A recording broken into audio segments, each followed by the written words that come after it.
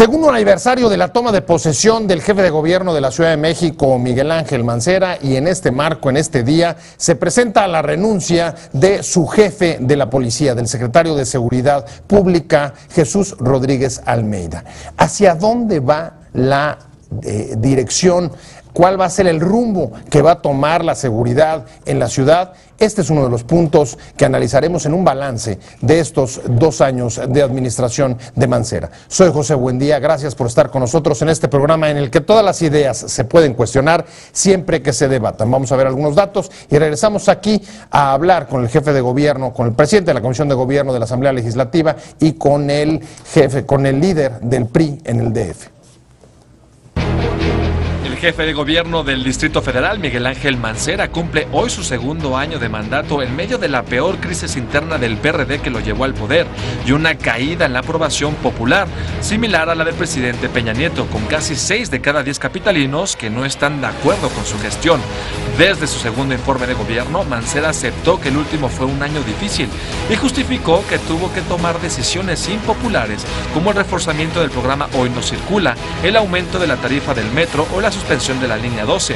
La oposición le reclama omisiones en seguridad y el aumento de la delincuencia en la capital, así como no reconocer la presencia del crimen organizado en el DF. Algunos de los retos mayores, sin embargo, provienen del manejo de las frecuentes manifestaciones en la ciudad, así como de actos de vandalización y de acción de grupos violentos en las marchas. Pero su gran pendiente es la reforma política del DF, su principal apuesta política desde que llegó al cargo en 2012, que está detenida en el Senado.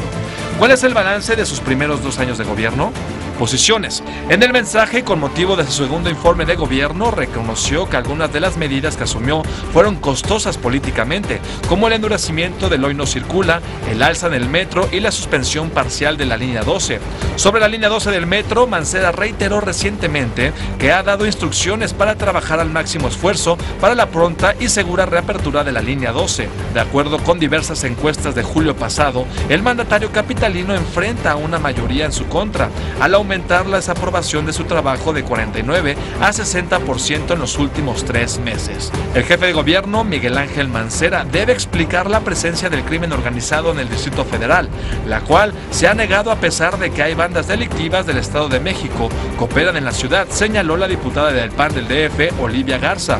El diputado Héctor Saúl Telles Hernández destacó que la segunda gran omisión está en el tema del sistema de transporte colectivo Metro, sus constantes fallas, la falta de mantenimiento y modernización, así como la fallida línea 12, a la que solo se le dedicaron 7 párrafos en la ceremonia protocolaria del informe.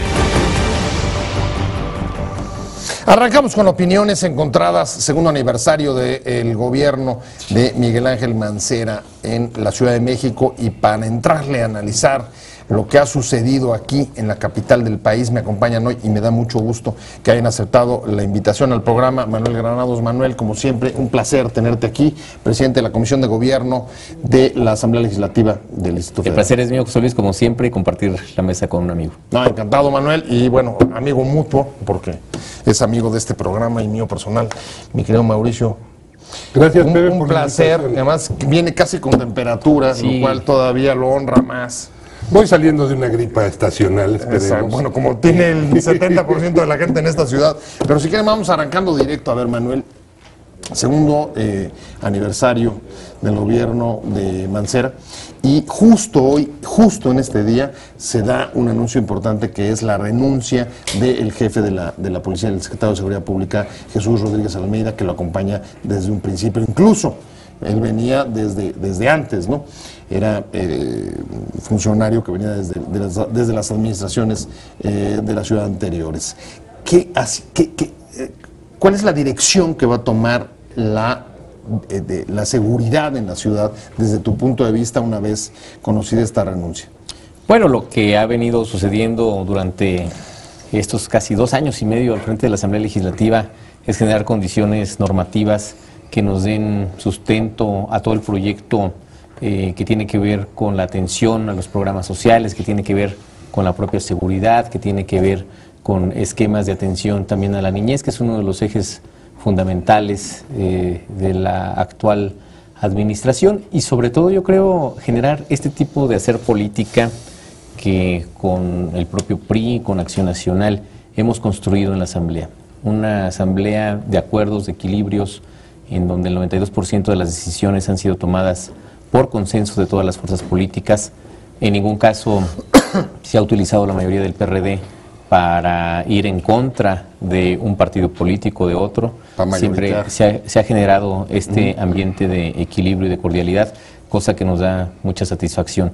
Uno de los temas fundamentales de la ciudadanía es justo la seguridad. Una de las cosas más sentidas. Y ahí, Manuel, el problema es que no hay una explicación de por qué renunció, no sabemos por qué. Tenemos el contexto, las declaraciones que hizo, está una carta de Navarrete que acaban de difundir, aceptando que hay un desacuerdo del jefe de gobierno con respecto a las declaraciones que hizo del 20 de noviembre pasado, cuando dijo: felicito a los policías que hicieron las detenciones porque gústele a quien le guste, se restableció el orden en la ciudad. Bueno, el tema ahí tiene que ver estrictamente con el ámbito del Ejecutivo, no con la parte legislativa. Yo tengo justo esta percepción desde el ámbito de mi quehacer público, en el sentido de que es una decisión personalísima la renuncia, es un esquema que nos enteramos también por los medios de comunicación.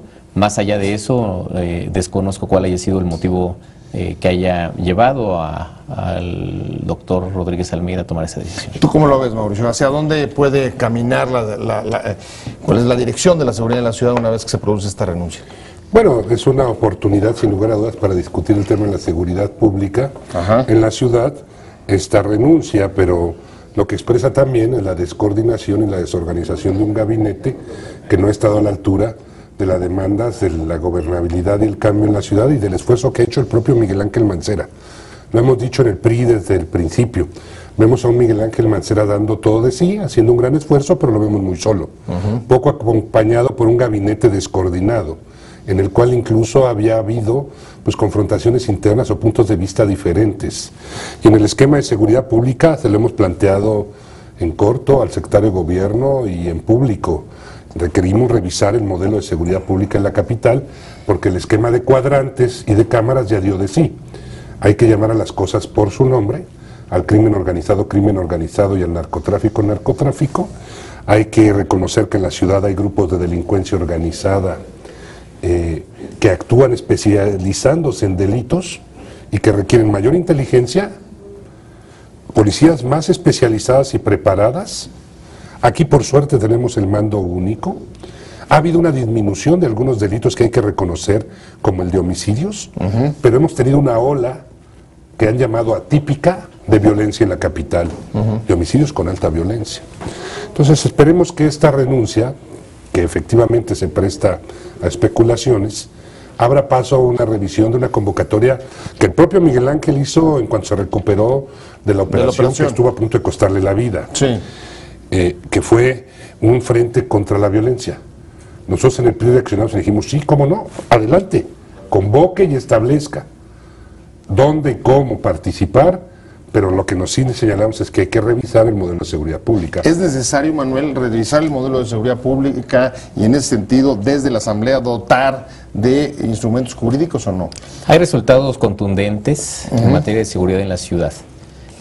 Durante este año, del informe que se daba, tanto por el Procurador de Justicia del Distrito Federal como del propio Secretario de Seguridad, la incidencia delictiva ha bajado 12 puntos porcentuales de los delitos de alto impacto, y que acumulados con el primer... delitos de alto impacto hablamos de secuestro, homicidio, violación, es decir, de esos delitos de alto impacto, que es un catálogo que está dado por el Sistema Nacional de Seguridad Pública, y que las cifras también las otorga el Sistema Nacional de Seguridad Pública en el reconocimiento al combate de la inseguridad en las entidades.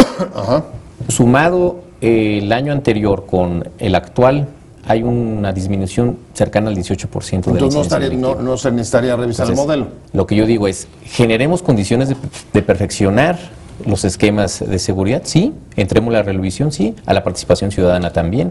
Creo que hay varios esquemas que sí se pueden fortalecer, pero que los resultados en esta ciudad... Participación ciudadana, comunicación. Yo creo que en la medida en que la autoridad tenga información, es en la medida en que también la autoridad pueda actuar. Porque muchas veces se carece también de esta información que la ciudadanía conoce de cuál o tal situación y que difícilmente hay una interlocución para la atención de la problemática. Segundo tema que tiene que ver con ello, Las competencias. En el caso de la seguridad, que es un tema llevado y traído por la ciudadanía muy sensible, no tenemos en la Asamblea Legislativa competencia para ello. Es el Congreso Federal. Entonces, reforma política sigue atorada en el Senado. Tenemos necesariamente que revisar también esos esquemas legales, porque estamos nosotros sujetos a lo que diga el Congreso Federal y entramos a una negociación totalmente distinta de la agenda nacional a la agenda local. Y creo que tampoco podemos hacer esperar a la ciudadanía en temas legislativos.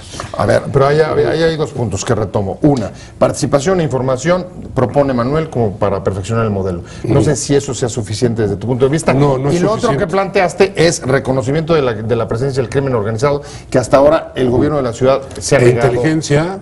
Inteligencia, se han detenido capos de narcotráfico sin disparar un tiro. Sí. Habría que tener mejores operativos en CEU para investigar el robo de 2 celulares, ¿no? Por ejemplo, y no un batallón de granaderos. Creo que efectivamente necesitamos mayor participación ciudadana, pero no concebida solamente como un esquema de comunicación, sino de participación en las políticas públicas, en su diseño, en su aplicación y su evaluación, en la prevención social de la violencia, en restituir el tejido social que se nos ha rasgado en partes de la ciudad, donde creo que lo que existe es una percepción no solo diferente, sino una realidad distinta a la que las cifras muestran. O sea, te está Porque hay refiriendo a una las cifra zonas, negra. digamos, las delegaciones Hay un vinculadas con zonas señalamiento conurbadas. de desincentivación de la denuncia. Efectivamente, sí hay una disminución en los homicidios. Hay un ciclo de los últimos 20 días donde estas cifras no corresponden al promedio del año, en donde hemos tenido pues torsos que aparecen en la Cuauhtémoc y cabezas en Iztapalapa degolladas, secuestros Pero en el Ajusco. En estos temas, Y José Luis, Mauricio, Bien, también Manuel. hay que ser muy claros en el esquema de cómo se genera también la percepción en la ciudadanía en relación a una materia tan sensible como la seguridad. Todo lo que tiene que ver con estos esquemas o estos ejemplos que se han puesto, el origen, cuál es el motivo, quién es la víctima, cómo fue justamente el hecho que conduce a un crimen. ¿Son de la Ciudad de México? ¿Son de otra entidad? Entonces, cuando llegamos a una investigación, pues nos damos cuenta que vienen de otras entidades, como ha sucedido, de Morelos, del Estado de ¿Y México. los vienen, digamos, a dejar aquí? Y ¿Ese es un poco el claro, planteamiento? entonces, y llegamos a esas investigaciones y ahí están las cifras. ¿Quién establece que hay o no crimen organizado? No es la autoridad local, es el gobierno federal. Ellos mismos otorgan y reconocen que el gobierno de la ciudad tiene cuáles o tales esquemas de atención en la coordinación de seguridad pública y de prevención al delito. Y yo creo que en ese sentido también no tenemos que generar cuestiones que no están dadas en la ciudad. Yo creo que no es necesario alimentar una falsa percepción de la realidad. Bueno, no estamos alimentando percepciones. Ahí hay una realidad en la calle que la gente señala y que las encuestas retratan. O sea, si no me creen a mí como argumento, utilicen cualquier encuesta de percepción donde dice que el principal problema es la seguridad en la capital, y donde hay una no solo percepción, sino ha habido denuncias de casos en los que o las cámaras ya no funcionan, o la policía llega y dice que van a poner una alarma vecinal y que no denuncies el robo a una casa habitación en Iztapalapa, o hay planteamientos, historias muy concretas, que juntas sí podrían construir una narrativa, pero no ese es el ejercicio, ni la intención. La intención es que tengamos mejor seguridad en la capital. Pero tengo que hacer un corte rapidísimo, un corte, no nos vamos a tardar ni un solo minuto y regresamos porque hay otros temas aparte de seguridad. El tema de las marchas y manifestaciones es también un asunto sentido dentro de la ciudadanía y ahí hay, digamos que, líneas a veces encontradas. Por un lado, la posición que tuvo Almeida, parece que a eso se debió su salida, las detenciones del 20 de noviembre, pero por otro lado entiendo que un juez echa para atrás, un juez federal echa para atrás la ley de movilidad del Distrito Federal. ¿Cuál va a ser la política, digamos? La Ciudad de México es una ciudad de libertades, no podemos restringir nosotros los derechos constitucionales. Es decir, hay un artículo constitucional que te permite tener una libre manifestación de las ideas, que te permite también una libertad de asociación, pero por otro lado nos encontramos frente a un esquema que cuando se rebasa la libertad constitucional y se transgrede el Estado de Derecho, el orden constitucional, el orden jurídico local, para atentar contra el patrimonio de un tercero o incluso la propia vida, ahí estás cometiendo un delito y ese se tiene que castigar. El juez federal te lo está echando para atrás diciendo que es A inconstitucional. ver, la ley no se declaró inconstitucional la ley. Fueron 3 artículos. Sí, el de las 48 horas, A ver. diciendo que podían afectar libertad Entonces, de expresión ¿Qué es lo que sucede? La Asamblea Legislativa, cuando nosotros aprobamos la ley de movilidad, se copia textual los artículos que tienen que ver con movilizaciones en la ciudad, con manifestaciones. No metimos nosotros ningún tema a debate en esta legislatura sobre eso. Ni una coma. No movimos nada. Era la redacción que venía de legislaturas anteriores. Sí. Está sub judice también porque está por resolver la Corte un tema justamente que habla sobre la constitucionalidad o no de estos preceptos. Lo que resuelve el juez federal es un amparo. Pero la Corte también está conociendo de la acción correspondiente para saber si son constitucionales o no esos artículos. El criterio del juzgador federal en materia de amparo dice no es un tema que se observe con la constitucionalidad debida porque se violenta la libre manifestación de las ideas. Si tú le tienes que informar a la autoridad con 48 horas de anticipación, ¿no? ¿Por qué se le tiene que informar o cuál es el criterio o la lógica de que se le informe con 48 horas de anticipación a la autoridad? Incluso por cuestiones logísticas de la propia ciudad, en términos de movilidad, en términos de cortes viales, en términos incluso de seguridad de la propia manifestación. Y sobre todo, calculo yo que cerca del 70% de las manifestaciones que hay en la ciudad son por temas distintos a lo local. Ahora, es interesante porque, por ejemplo, en el PRD está bastante clara la posición que acabas de decir, hoy la reitera incluso el presidente del PRD, y en el caso del PRI, ¿cómo está viendo? Porque dentro de la ciudad es una cosa, y en la Cámara de Diputados el PRI está apoyando una ley de movilidad federal. Coincidimos en que se tienen que garantizar las libertades de expresión y de manifestación, que entran en tensión con la de tránsito, y con la afectación, muchas veces, a la propiedad de terceros. Sí, o sea, una ley, un derecho no que es absoluto, pero tiene que haber el equilibrio puede... Tiene que haber una regulación. O sea, no es que no se regule, porque pareciera que hoy a la autoridad se le cuestiona hasta el ejercicio mismo de la autoridad. ¿No? Yo creo que sí tiene que haber un orden en el ejercicio de las libertades en la ciudad. Y se ha demostrado, por ejemplo, con el Politécnico, quien hoy celebramos que haya suscrito ya un acuerdo con el gobierno federal y se hayan reiniciado posiblemente prontamente las labores. Ojalá y recuperen el semestre y el Politécnico tenga un congreso transformador de una institución importante para el país, y tuvo manifestaciones ordenadas. Sí. Tuvo manifestaciones incluso por pleno circuito interior, con orden y sin violencia, sin una pinta, sin un daño a monumento o a propiedad privada.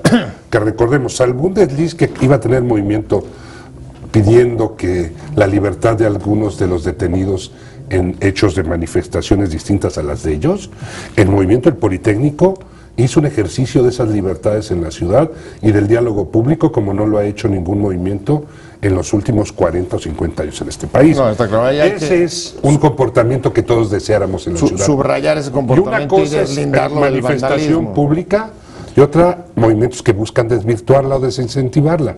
A los anarquistas que ya están identificados, que plenamente están fotografiados y vistos con las agresiones que han hecho, lo que corresponde es investigarlos, detenerlos correctamente, no como lo hizo la PGR, lo digo, en Ciudad Universitaria, contra Sandino Bucio, y presentarlos ante el juez correspondiente para que paguen una pena y que no estén jugando con el código y con las penas en la Asamblea Legislativa para bajarle y para subirle penalidades, porque una vez le suben y otra vez le bajan. Porque ¿sabes por qué se creó ese artículo que reformó la Asamblea? Contra un diputado hoy del PRI, contra el coordinador de la bancada del PRI, contra Fernando Espino. Lo hizo Andrés Manuel López Obrador para que no se manifestara el metro. Esa era la ley Espino. Fernando Espino. O sea, fue Andrés Manuel López Obrador y esa gestión. Lo que se dice es desincentivar. Desincentivar la manifestación de los trabajadores del metro. Nosotros no podríamos coincidir bajo ninguna circunstancia la restricción de los derechos constitucionales. Eso no podemos permitirlo, porque al final del día es lo que le da espíritu a los gobiernos democráticos. No puede ser que todo esté en un esquema en donde no haya también una expresión crítica hacia una acción específica. Coincido totalmente en cuando se transgrede ese espacio, cuando ya hay violencia, cuando ya hay un esquema de generar un acto delictivo, pues cuando hay delito, ¿no? Cuando hay delito. La autoridad tiene que actuar. Ahora déjame aprovechar, Manuel, porque hay un tema que también me importa. Me llamó la atención hoy algunas encuestas donde evalúan la aprobación del jefe de gobierno. Más o menos trae 6 de cada 10 no están aprobando su gestión, pero lo que me llamó la atención fue que ha crecido la percepción respecto de incremento de la corrupción en la ciudad. Y la verdad es que no ha habido demasiadas acciones de parte del gobierno de la ciudad en ese sentido. ¿Qué es lo que tiene que hacer, o qué es lo que esperas, o qué es lo que viene? Bueno, el jefe de gobierno anunciará en los próximos días todo este mecanismo, todo este programa anticorrupción en la ciudad. Es un esquema que se ha venido trabajando también en temas muy importantes, desde todas las licitaciones en web, todo lo que tiene que ver con quienes están inmersos en la administración pública local en las licitaciones, que tengan una capacitación, que pasen por filtros, que tengan controles de confianza, que haya mecanismos realmente de transparencia y de rendición de cuentas de quienes están inmersos en todos esos procesos licitatorios. Eso es muy importante.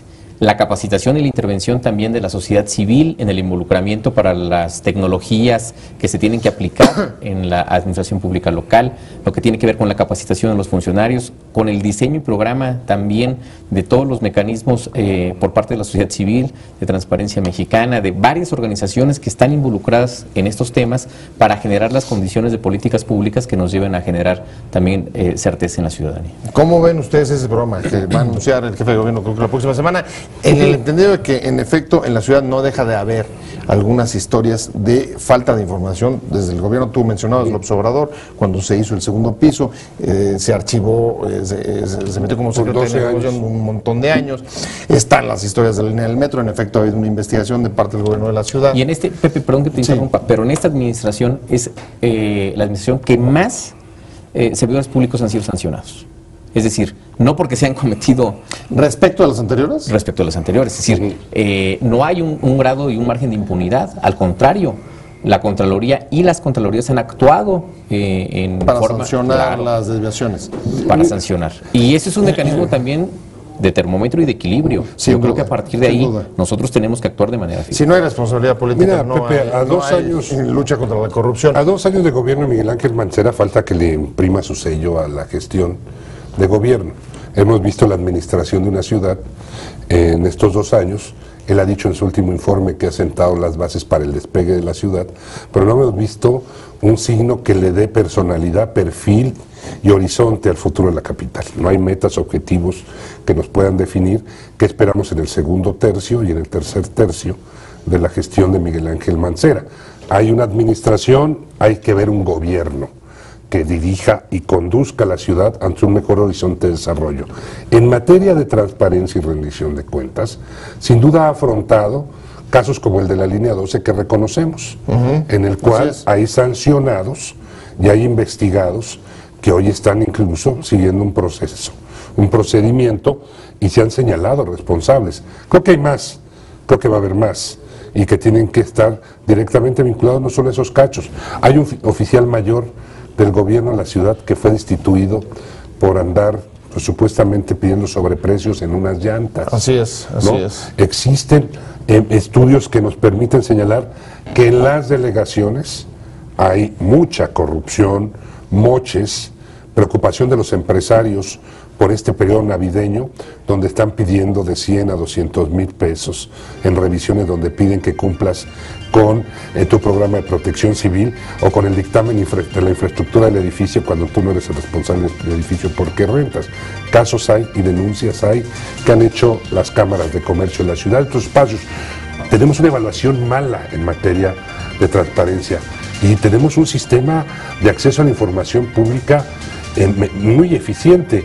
¿Qué está pasando? ¿En qué no conecta la percepción ciudadana y el cambio cultural con las innovaciones y la normatividad y las prácticas? Ese es un tema que da incluso para meternos no solamente a la ciudad, sino a nivel federal. Ahí están los índices de transparencia de hoy. Pero el tiempo se me fue volando. Muchas gracias a Manuel Granados, presidente de la Comisión de Gobierno de la Asamblea Legislativa, y muchas gracias a Mauricio López, presidente del PRI DF. Gracias, pero sobre todo a usted, por haber estado con nosotros en Opiniones Encontradas. Nos vemos, nos escuchamos próximo lunes aquí 7:30 desde la esquina de la información.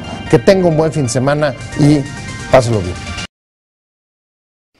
Te invitamos a seguir cuestionando la información con los siguientes videos.